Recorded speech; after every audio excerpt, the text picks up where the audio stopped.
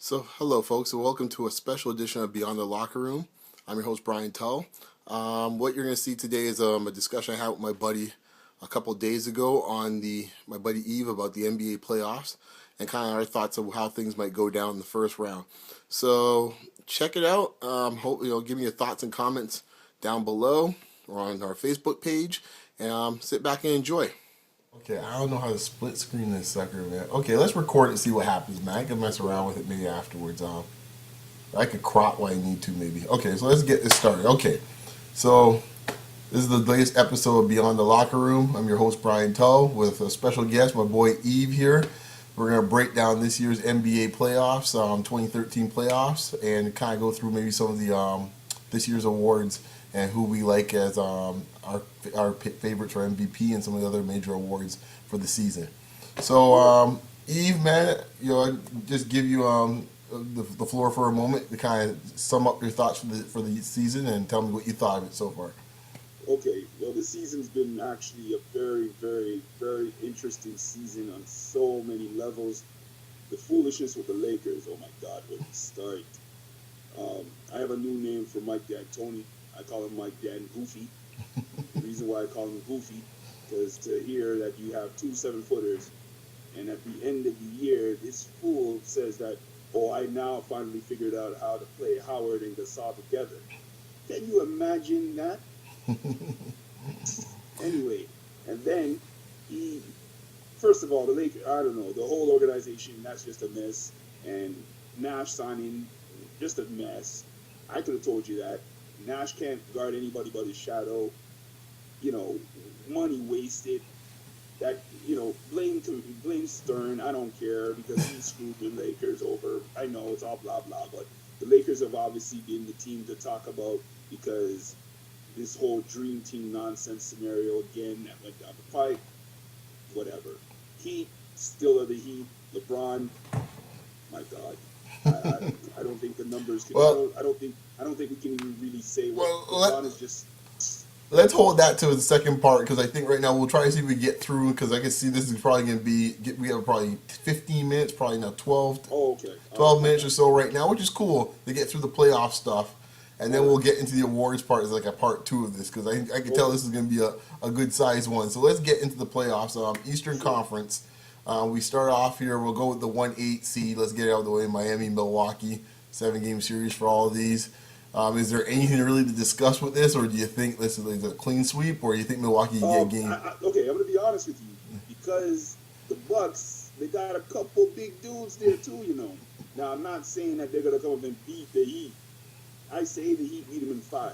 Ain't gonna be a sweep. I really just don't see it because the size factor. No, I mean Larry Sanders is a beast. Yes. In the middle, and that can kind of do some damage because, as we know, the Heat have a problem with big teams. Mm-hmm. I know they can run them, but the fact about it is that if it gets down to the half court, I'm not saying they're just gonna let the Heat's just gonna run up and down on them, but they'll figure out a little something. But I think at the same time, I still say Heat in 5. Yeah, I think on the same thing, Heat in 5 as well. I think Milwaukee matches up well with Miami throughout the year, but this is the playoffs, and I think Miami's going to sort things out, take them a lot more seriously. So I think they get one game out of this, probably Game 3 in Milwaukee. Yeah, I agree with that. I'm going to pause this for a second actually because I'm working at the same time here too. So hang on. Oh, for real. So let's move on from the Miami, Milwaukee. I don't want to waste too much time on those guys because I think we both know where that's heading to. Let's get to your team, Gotham. Number 2 seed New York Knicks playing the Boston Celtics, the number 7 seed. I'm a little nervous. You should be. You should be. I'm a little nervous because I don't like that mellow thing, but nonetheless, you guys are my team. So me being a Knicks fan as it is, I'm choosing Knicks in 6. It's gonna be a hard 6. If it goes 7, it wouldn't shock me. Yeah. But because there ain't no Rondo there, I know that the numbers have said otherwise. That the Celtics have played well without Rondo. Right. But KG's been injured for the last few weeks. Mm-hmm. That alone, if I think that if what's the name there, Kenyon Martin comes back, I think that does help them out a great deal. I just don't like the fact that Melo jacks up all the shots. And what you gonna do? What you gonna do? So anyway, Knicks in 6. I go Knicks in 7. I think that I don't know if Knicks can win a game in Boston. I honestly don't think so. And then you throw in the emotional components of the bombings earlier this week. Yeah. I mean, it's gonna be crazy at the Garden, and I just see the Knicks notoriously have a way of self-destructing late in games in Boston. So I don't know, man. I think this is gonna be it's gonna be a 7-game series. If they steal a game in Boston, I wouldn't be surprised that Boston steals a game back in New York. I just see this going back and forth. Can I just say one thing? This is where Melo has to really show up. Yeah. I think this is where Melo has to be. Like, all that regular season stuff. That's all good. But you know what they say. Let's put it this way. I think Melo, he's gonna do his thing. Like, he's gonna put up points. He's always put up points in the playoffs. That's never been the issue. I think it comes down to can you get help? That's the question. Yeah. Can you get help? So to me, the guy I'm watching is J.R. Smith in the series. J.R. Smith, he needs to get off. Like, if he ain't scoring like a near 20 a game in this series, I think they're in some trouble. But my point is a shot selection with him. But this year, surprisingly, Woodson hasn't really given him hell like he used to. True, but when you know how things are in the playoffs, when things start getting tight, folks start showing their true nature, right? So we'll see.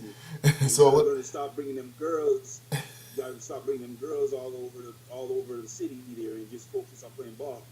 The guy might win 6 man a year, but we'll get to that another time. Okay. He might get 6 man with something else. Jeez. Let's move on now. 6 series. I heard a lot of people. I think Bill Simmons and the Basketball Jones guys refer to this as the NBA TV series. The Pacers and the Hawks. Oh man, this. Can we make this 1 minute and move on? Yeah. Pacers. Indian 6. Yeah, Pacers in 5. I know they've been playing lousy, but Atlanta is notoriously going to roll over in the playoffs. Okay, we go on to next. Yeah, next one. Let's have a bother with that. Yeah, that's going to be an ugly series to watch. And last but not least, the 4-5 matchup. This is going to be a bruising matchup. Brooklyn versus the Chicago Bulls. Yeah, I got the Bulls in 7. You know what? I got the Bulls. You know what? I think I'll join you, man, because I don't think there's that Brooklyn. I know Jay-Z thinks it's a big home court advantage, but I don't think that Barclays Center is going to put any fear in anybody. Yeah, please. So I say I'm going to join you on that one. I say Bulls in 7, man. So we got moving on there. Pacers, Bulls, Heat, and Knicks. And let's go on to the Western Conference, and let's see if we get the first round match for the Western Conference. So let's start off with 1-8, man. I can't wait for this, boy. Neither can I. I think this one is huge. Oh, and the Harden Bowl. The Harden Bowl. Oh my goodness. I still got OKC in 6. Because I don't like the way that OKC plays. In terms of I mean, they're gonna win this. They're gonna win this season. Right. There's certain elements of the Harden factor comes into play. The matchups come into play because if Houston can come up and do the fast up and down point game to knock off some of the size advantage, especially if they can really get Ibaka and the other dude there, what's his name? Perkins. The Green Mile dude. What's his name? Perkins. Perkins, yeah. Getting a little bit in trouble there. Rest in peace. A little Michael Clark Duncan reference. Let's see here. I think, huh? God bless him. Yeah, exactly. I agree. I think OKC in 6 because I think there's gonna be one game Houston's gonna win just at home. The fans are gonna be excited at that game. But I think there's gonna be a game in the series where Harden's gonna go off like he did a couple months ago, where he's gonna put like a 45-point game. And win. Well, yeah, we know he's not gonna guard anybody. I mean, we know he's right. They'll probably let Westbrook get 35. Exactly. He's allergic to the defense, but he's going to put down 40 at one of these games, where he's going to win a game by himself. So I think 6 for OKC. Let's move to we call this our boy Ravi, the Ravi matchup here. Spurs, Lakers. No Bean, no Mamba. There's so many things that you can say about this here, but I still got the Spurs in 6. However, interesting facts that I found out. Since 1999, the Lakers and Spurs have met they've met in 7 NBA playoffs. Each team has been combined for 7 straight finals, from 1999 to 2005, and also from 99 to 2004. when whenever they played, each team went to the finals. Now, am I gonna say that the Spurs or the Lakers are going to go to the NBA Finals? No. However, because I think that the Spurs are old, and they're old. However, this is a redemption. This is the new second series here for the Lakers, though. If Dwight Howard, if Pau Gasol, and if that Roof D'Antoni doesn't mess it up, they can put some serious fear in this playoffs. Because I really don't think anybody really wants to play that. Well, I see it this way. I think the Spurs are working off of borrowed time. I think the longer a series goes out, the more vulnerable they'll be. Because let's face it, right now Popovich is keeping this crew together with duct tape and glue. So the longer this series goes, and what I saw last night with Gasol and Howard punishing the inside, that's a load to deal with Duncan. It reminds me a lot of what happened with Memphis a couple of years ago when Zebo and Gasol just beat him around like a tetherball. By the time he got to game six or so, he was like worn out. So worn out, man. This ain't like where you get to play 28 minutes, sit on the bench for like a quarter or something like that. He's going to be playing 35 minutes a night at 30 some odd years old. I don't know, man. You throw in Ginobili, who's always hurt this time of year. I don't even know if he's going to be playing. That should tell you something. Yeah.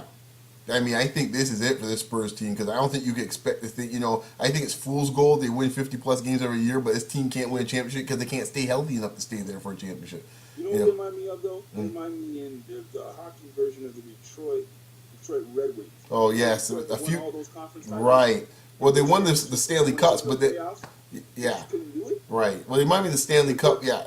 I think of the post-Stanley Cup years where they still had the veteran players that were still there, Fedorov and all those guys, but they just didn't have enough to get over the hump because they're just a little too old and a little too long in the tooth. Right. So let's move on now to the 3-seed Denver Nuggets versus Golden State. This is another nice series. I love this series. Boy. I got Golden State in 6. You got Golden State? Wow. Really? I got Golden Take 6. Are you expecting to win the game in Denver? Oh, heck yeah. Oh, hell no. I'm going to tell you why. That dirty little boy named Stephen Curry. Yeah. All right. But here's the other thing. Denver has way too many injuries going on right now. Well, Lawson's going to be back or not? Because I can't remember. No, Lawson will be back. Yeah. So but I wonder how effective he will be. Because he hasn't played in a long time. True. That's true. But Denver's so tough at home, man. I don't see. No, but for Reed the Freed injury is costly. Could be. Gonna be there. Gallinari's out, but I'm not so concerned about Gallinari. I think they can make up his offense. But I think the Fareed injury is a killer. I just really think that this is where you're going to start seeing Stephen Curry take it to, he's already a star right now. I was a little hesitant about when he got drafted the way he did, however, because I heard he should have been in my Knicks, but that's a whole other issue. But if he shows up and does what he does, and especially for the fact that it's an up and down running game, they got nothing to lose. Okay, let me quickly get in the 4-5 matchup. Clippers Memphis. Who you like in this one? Got Clips in 7. I agree. Clips in 7. I think the Clippers are really to make another step. I think they're actually going to do some damage in these playoffs because I think everyone's been so down in the last couple of months. I think this is their moment. I think where they're underneath the radar now. I think people will be surprised in about a month or so. They're going to see the Clippers in the third round in the finals, in the Western Conference Finals. I would not be surprised. Okay. I would not be surprised because with the Spurs leaking, with Denver's injuries, right now, true they're not to play OKC in that second round, but I think they can match up pretty well with them if they get that second round. I think they could. Mm-hmm. It's just my thing is that I'm just like the Grizz are just so tough though. Yeah. The Grizz are just like with any Bear team and stuff, they're a real physical team. Yeah. So that was part 1 of 2. We'll discuss the awards next. So and by this time next week we'll have some idea of where the series are going as well too. So Eve and I will discuss our award winners probably midweek maybe of next week, and just see how things are progressing in the playoffs by then. I'm sure there'll be a lot of interesting stories starting up. So once again, thank you everyone for listening. Stay tuned, as I said before, for the weekly video podcast, which is going to be a Sunday evening. And of course, on this second part of this special edition will be about midweek next week. So thanks everybody, and take care. Stay safe.